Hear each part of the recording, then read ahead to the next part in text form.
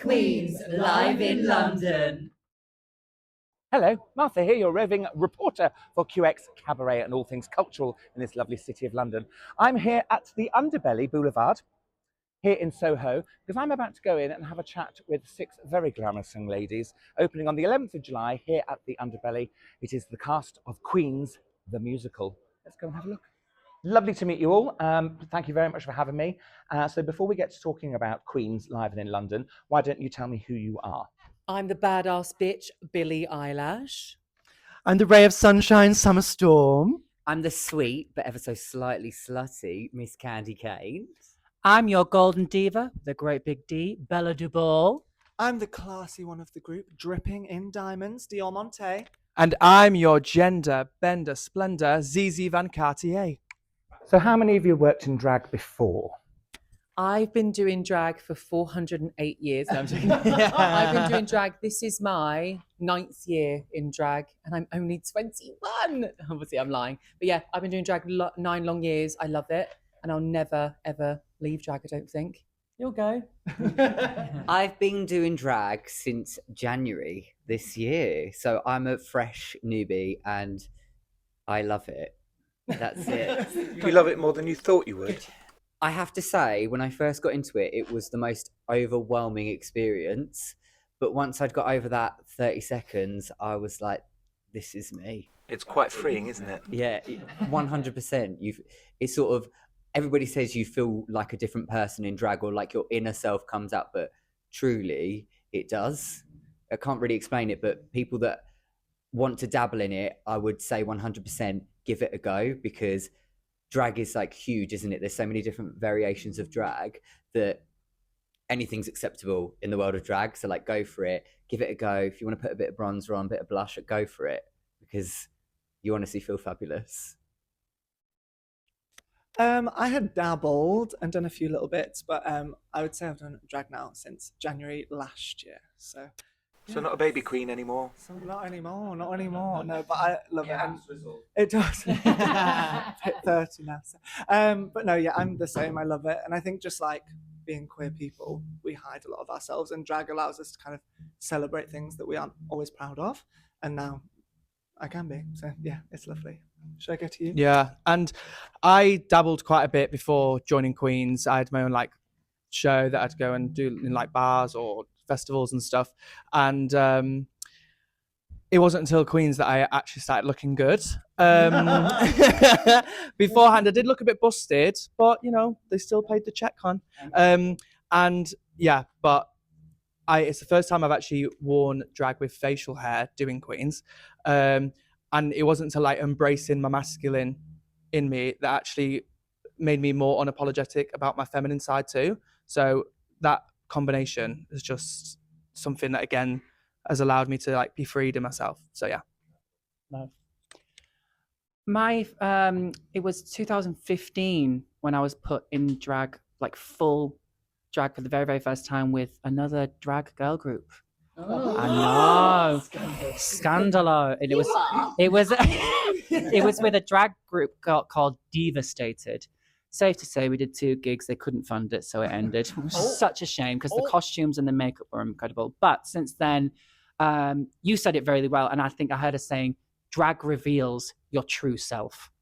So once I had that experience, and it's an acceptance, being told, you're too camp, you're too this. Yeah. And then actually sometimes in the way we do it, and when I'm in drag, I'm like, I need to up the game. I need to up it more, which is wild. And I've never looked back on it. I've never looked back. I've never looked back on it and never felt more beautiful, to be honest. Aww. It's been 84 years. So I'm the baby of the group, really. Again, I kind of have dabbled in exploring drag throughout my life in a sort of like a performance art kind of way at uni, and like in my sort of like yes, really, in my dissertation and stuff like that. And in terms of like gender performativity, I've always found that really fascinating. But actually, for me, this is my second day really in full drag. Happy birthday. Happy birthday to me. Thank you, Misty. Thank you, Misty, for this get up. Like, I feel amazing. It was only like last week when we first put this face on and gave it a go, and it was just such an overwhelming experience. But like bit by bit, you could just see the face and the character and what was inside sort of like coming together a bit more. And it's been such a fabulous like experience. Very overwhelming, definitely, but I can't wait to like get started and start performing with these girls, honestly. I must warn you though, it is addictive, so you be careful because once you start, there's no stopping. I will try. Can you tell me what the idea or the philosophy, the creative impulse behind the show is? Go on then. Oh, me. I'll give it a go, I guess. I don't really like to talk very much. So, the whole general, on the surface, Queenz is a fabulous night out. It's a camp old time where you can come, sing along, and have a gay old time. And it is that. And we want people to have the best time. We want people to sing along. We want people to enjoy themselves. But there is like a little message we want people to take home with themselves that, love is love. Live your truth unapologetically, whether that means you're queer or not, whatever your truth is, if you're having any sort of hardship and you just want to forget that, leave it at the door, come in and really just escape, enjoy yourself, have the best time with anyone that you've come with. Or if you come on your own, you're bumping into Sheila one side, Carol on the other side. She'll get you an espresso martini in the interval. Do you know what I mean? So it's really encapsulates that sort of love is love. Be who you want to be. Enjoy yourself. Life's too short. So let's have a camp old time. So I'd love to know if you could have a special guest, a drag queen, perform with you every night. Who would that be and why? I shall start.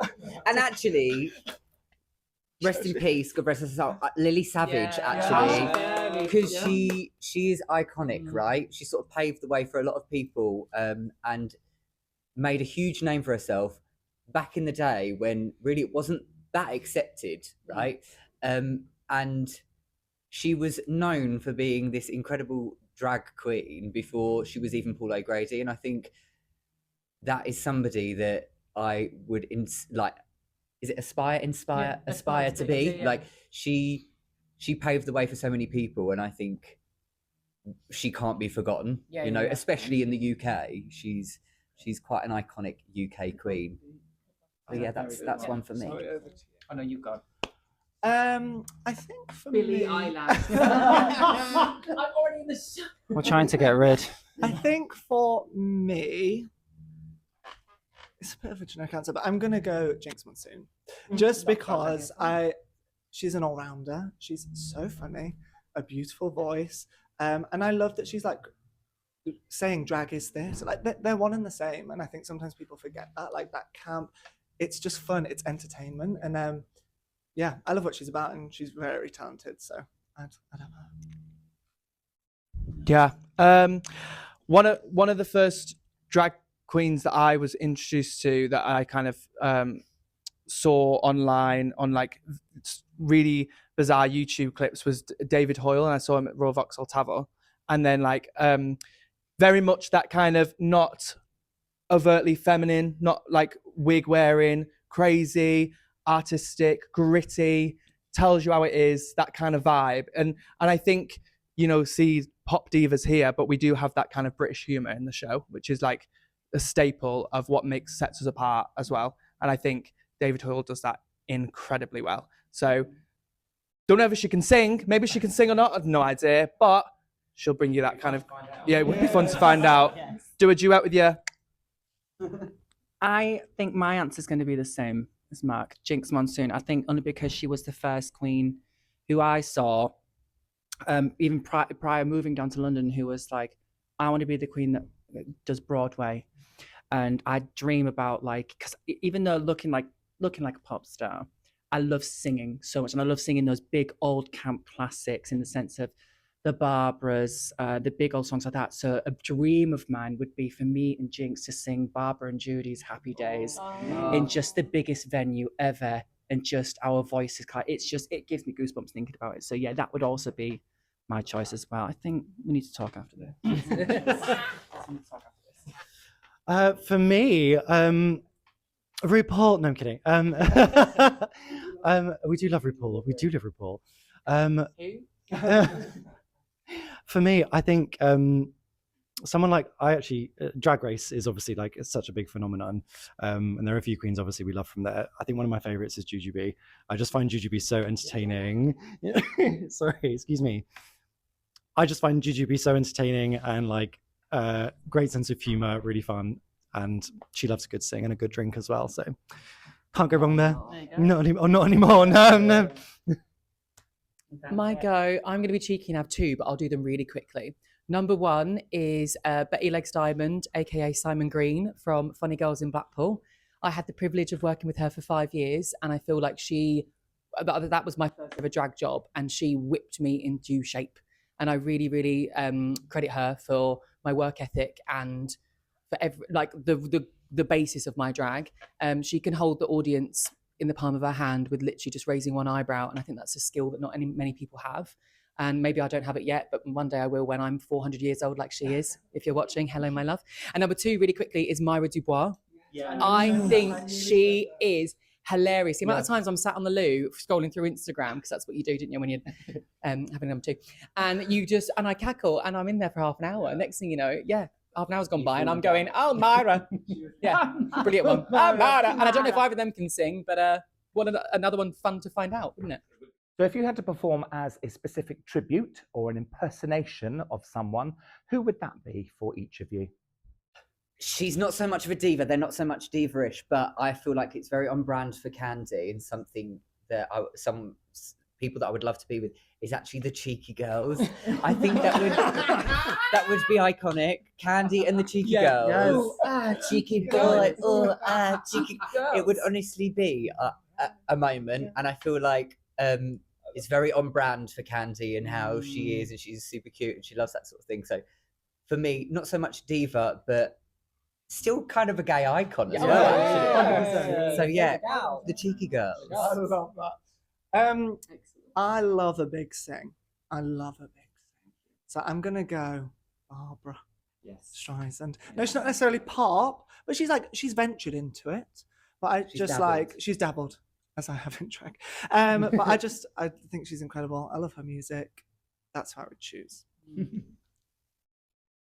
Please, hello. My icon is Madonna, Madge. I really feel like she paved the way for a lot of the pop divas of today wouldn't exist without Madonna. She really broke down, what was perceived a female artist could achieve and could do. And I just think she's a real big middle finger to being put in boxes and giving them constraints. And she goes, well, guess what? I'm not going to do that.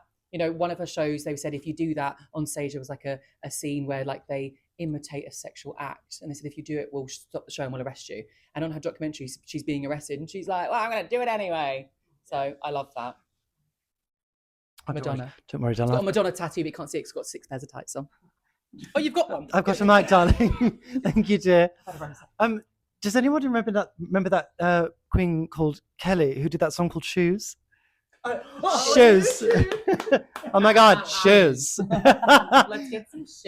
I want to perform with her. She's just made her debut back in LA, a comeback at LA Pride, and I want her to come to Underbelly Boulevard and sing Shoes for us, please. Let me borrow that top. That's my answer. An absolute diva, a legend, an icon, Kelly. Shoes. Ladies, after 3, what's mine? 3, 2, 1. Celine Dion. Thank you very much, ladies. Her songs have been with me since I was young, and obviously singing it tonight was like Idol and stuff, and just to be on the same level as her passion, because she doesn't just love performing, she loves singing. She loves being with the people that she does it for. Her want for performing, and it's not for fame. It's not for fame. It's because it is who she is. It runs in her veins. It runs in her blood. And she'd do it over and over again. And that's what inspires me every single day to do it. And the way she sings, it doesn't come from, got a check to pay. It's when she's on that stage, lights on, let's go. Love that. Me, love that. She goes on for ages. Me and Billie Eilish connect on Madonna 100%. But if I'd say someone else, and I feel like we are the drag epitome of these people, got to be the Spice Girls, honey. like as queer people, music, it's like our resistance. It's what we love to. It just forms our identity. And my earliest memory of like running around in my mum's nightie was to the blooming Spice Girls, and I was lucky enough to see them in like 2019 when the reunion, and it was like the best day ever because it was like, what's that word about going back in time and like thinking about nostalgic. Thank you. Yeah, thank you, dictionary. Yeah, and if you come and see us, Queenz live in London, you will see that we are the drag Spice Girls. Love you. Drag power. And because you're about to go on tour, I really would like to know how much you know about each other. So who is the biggest flirt? Miss Billie Eilish. Billie Eilish. Oh yes. Oh yeah. Billie. Well, let's say it. Yeah. 100%. So we'll point and I'll say it. So the answer is Miss Billie Eilish. Who's the messiest? 1, 2, 3. I think. Oh really? I think on the bus, everyone's quite good. Getting ready. So the answer is Dio Monte. Who's always on time and who's always late? I'm the first to get ready. She's on time. I'm always first to get ready. And And late as I'd say her. you can't rush perfection. You can't polish a turd either. Thank you. But you can roll it in glitter. Thank you. And who eats the most rubbish?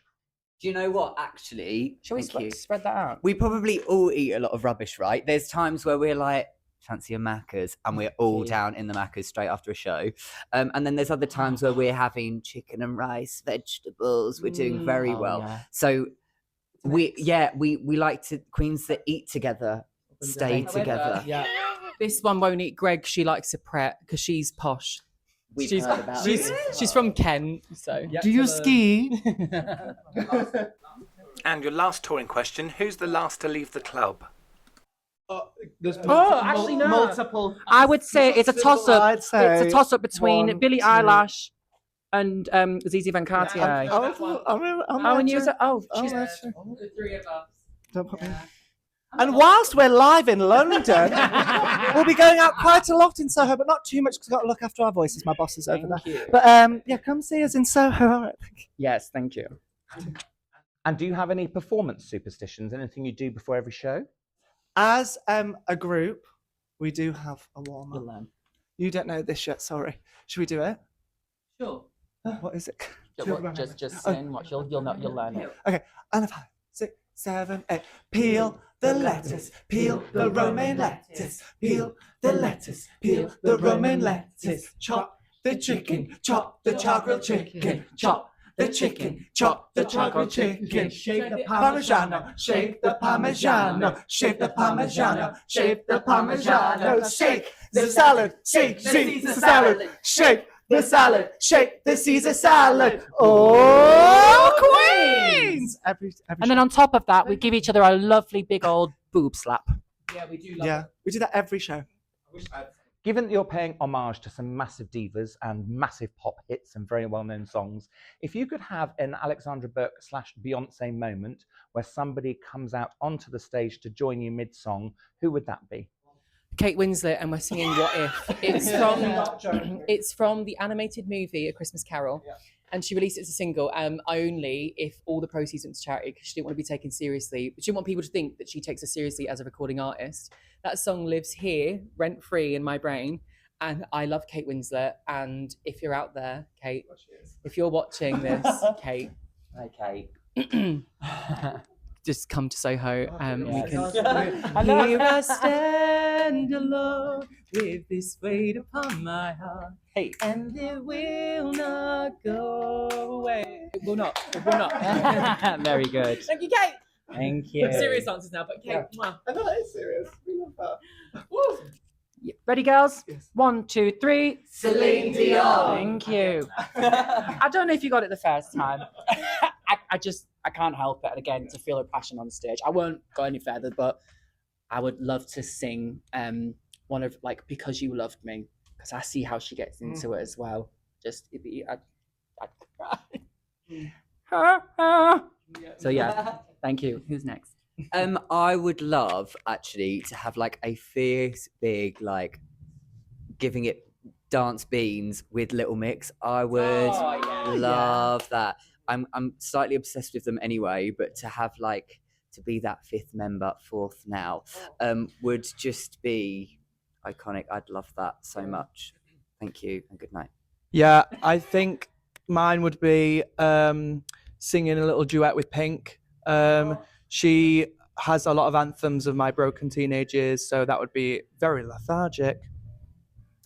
Mine is going to be Adele. Who?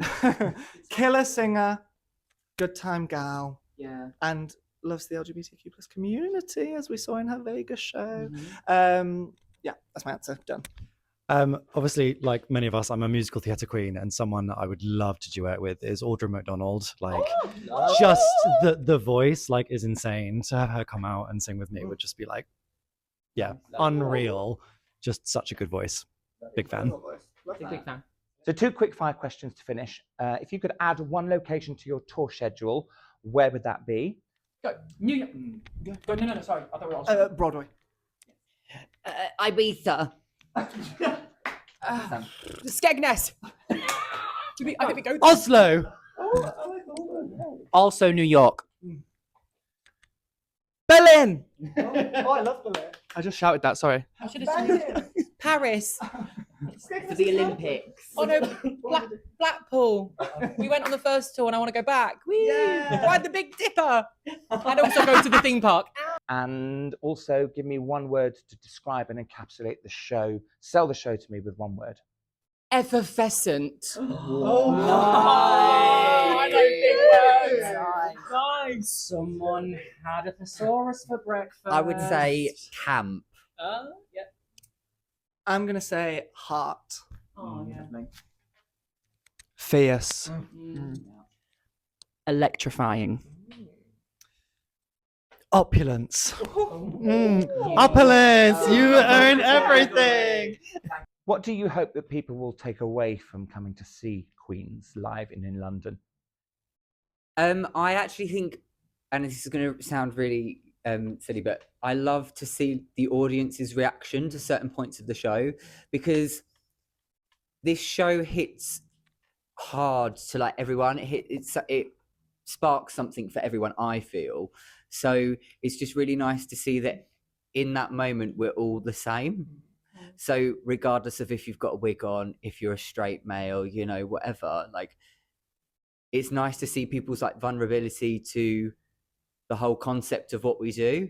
So I don't feel like there's a specific moment for me, but I know that this show hits hard to all of us in so many different ways, but also the audience, which is such a nice feeling to know that you're sort of making a difference in that way. Does that make sense? That it's not just, you know, we're doing a musical number, and not that that's anything but, you know, musical theatre, whatever, love that too, but it hits in a completely different way because of that message as well. And I think that's my favourite part, is the audience's reaction.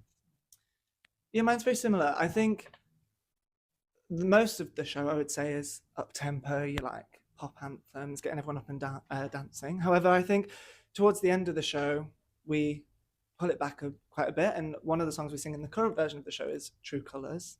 And for me, that's like, you're right. Start again. Yes. Nice, yeah. But I think for me, one of my favourite moments is True Colours, because it's just, I think a lot of people get shocked. A lot of people we find aren't 100% sure what they're coming to when they come to our show. We get people saying that a lot. They know that there's going to be the songs. They know that we're going to be doing death drops or whatever. But I think they get really shocked by the heart behind the show. And there's not many drag shows, I think, where people come and end up like crying or really opening up to each other, and us too. Yeah, because we do cry quite a lot. And it's just because of audience reactions, and we do really care about the message of the show, every single one of us, and it's important to us. And I think most drag queens are doing it for a reason. So yeah, for me, True Colours. That's a good point. I mean, we'll come back to the rest of it in a minute, but that's a really good point.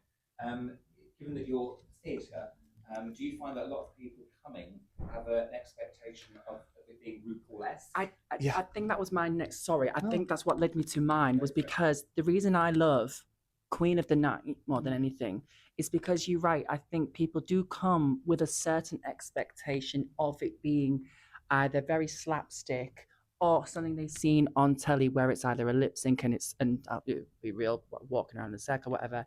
That first number where we hit not just harmoniously with our vocals, so in sync, but it's the power we hit with the choreography. It's like a music video. And I can honestly say, with being rude, I can see the audience being like, oh, fuck. Yeah. Like, they're not fucking. Yeah, When Miss Candy comes in rapping, like, we're not here, we've got our own lane, and we're not here to fuck around.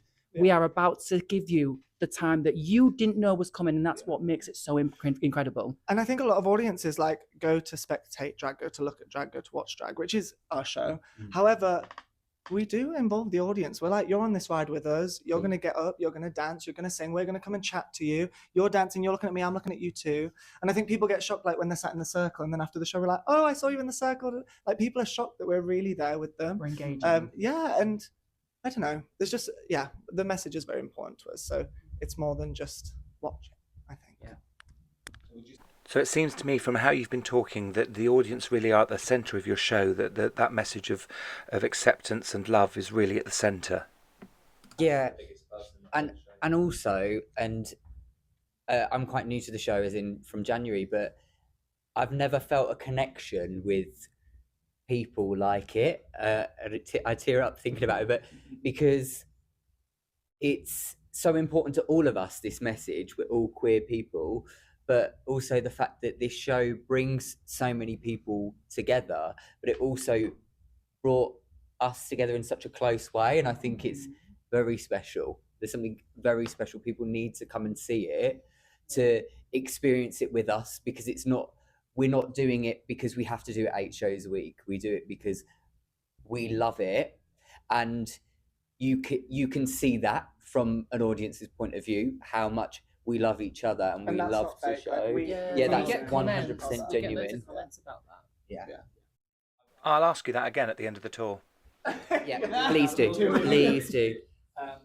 So thank you so much for talking to me. Good luck with the run starting the 11th of July and the tour starting from September. Go and check them out at www.queenztheshow.com. Queenz with a Z. Yes. Thank with a Z, honey. With a Z. Mwah, thank you so much. Thank you. I'm beautiful in my way, 'cause God makes no mistakes. I'm on the right track, baby, I was born this way. Hey, don't hide yourself in regret, just love yourself and you said I'm on the right track, baby, I was born this way.